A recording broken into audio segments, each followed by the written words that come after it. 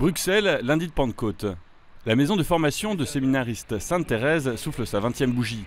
Une maison créée à proximité de l'IET, l'Institut d'études théologiques, pour que les futurs prêtres y suivent leurs études.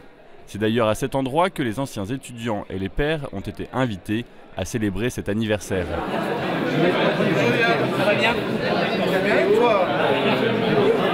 Ordonné prêtre en 2011, le père Yann Lelay retrouve les murs de la faculté jésuite. C'est là qu'il s'est familiarisé avec les Écritures. La première chose que je dirais, moi qui m'avait profondément marqué, c'est qu'il n'y avait pas un aspect intellectuel où on ferait de la formation intellectuelle et puis après notre vie spirituelle et puis après notre vie de communauté et puis notre vie sociale. Il y a vraiment, on essaie de réunir l'ensemble. Faire de la théologie, étudier, se former en théologie, comme baptisé, comme pasteur demain, c'était aussi vivre une expérience spirituelle profonde qui nous transformait, qui rejoignait notre vie de prière. On avait l'impression finalement d'être sans cesse pétri par nos études. À travers cette transformation pédagogique ou ce choix pédagogique qui a présidé à la création de l'IET, il y a engagé quelque chose qui est mieux ajusté à la situation culturelle dans laquelle nous sommes. Au cœur de la pédagogie de l'IET, la parole de Dieu est l'âme de la théologie. Et ce, dès la fondation de l'Institut, dans cette année tumultueuse de 1968, au lendemain du Concile Vatican II. Donc c'est une création du père Albert Chapelle pour donner un avenir à la formation théologique des jésuites dans la crise des années 60, avant même mai 68, lorsque les jésuites en formation, mais dans le monde entier, se mettaient à contester une théologie où on leur demandait d'apprendre des contenus dont ils se sentaient incapables de les transmettre dans leur paroisse et leur travail pastoral. Et le père Chapelle est revenu à la méthode que saint Ignace prônait au XVIe siècle, qu'il avait puisée à l'université de Paris, d'une formation basée sur l'écriture sainte et l'échange.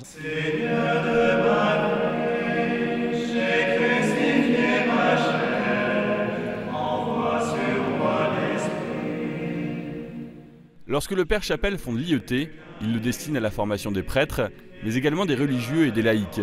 Le jésuite belge est ami et conseiller spirituel du père Lustiger. Le futur archevêque de Paris se montre très intéressé par la pédagogie mise en place, comme en témoigne ce familier de la maison Sainte-Thérèse. Je crois que le père Lustiger a toujours eu un virus pour la formation non seulement des prêtres, mais aussi des laïcs. Il est certain que ces deux hommes se sont rencontrés devant les mêmes problèmes, mais aussi les mêmes responsabilités. Et le père Chapelle a été un collaborateur dévoué jusqu'à sa mort pour le cardinal.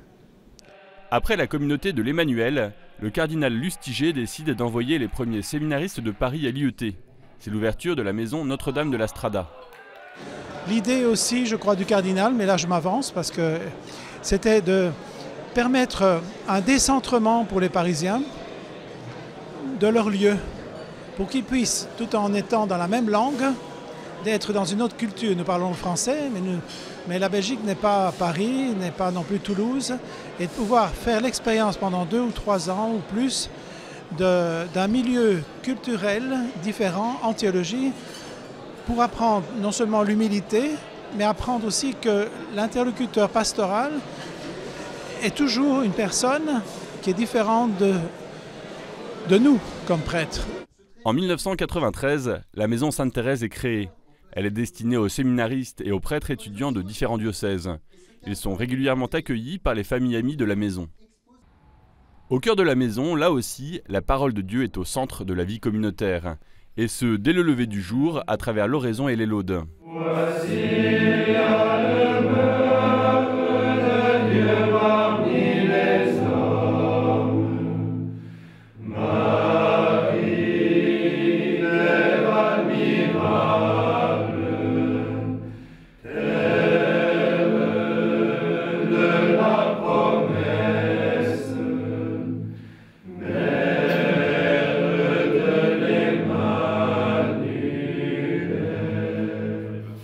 Baudouin est séminariste du diocèse de Versailles à l'IET. Il doit présenter un exposé sur un passage du livre d'Isaïe. Le peuple de sa sainteté semble donc dégager le Seigneur de la responsabilité des malheurs du temple. Après sa présentation, les étudiants débattent, prennent la parole et posent des questions. La pédagogie de l'Institut est participative. Ça implique beaucoup plus les séminaristes que je suis dans ces études. On ne reçoit pas les cours extérieurement, on est obligé de s'y impliquer avec tout ce que nous sommes. Chaque étudiant bénéficie d'un accompagnement personnalisé. Il assure également un service en paroisse et dans un hôpital, une prison ou auprès d'un groupe de jeunes. Un dosage d'études et de services pour faire mûrir les candidats au sacerdoce.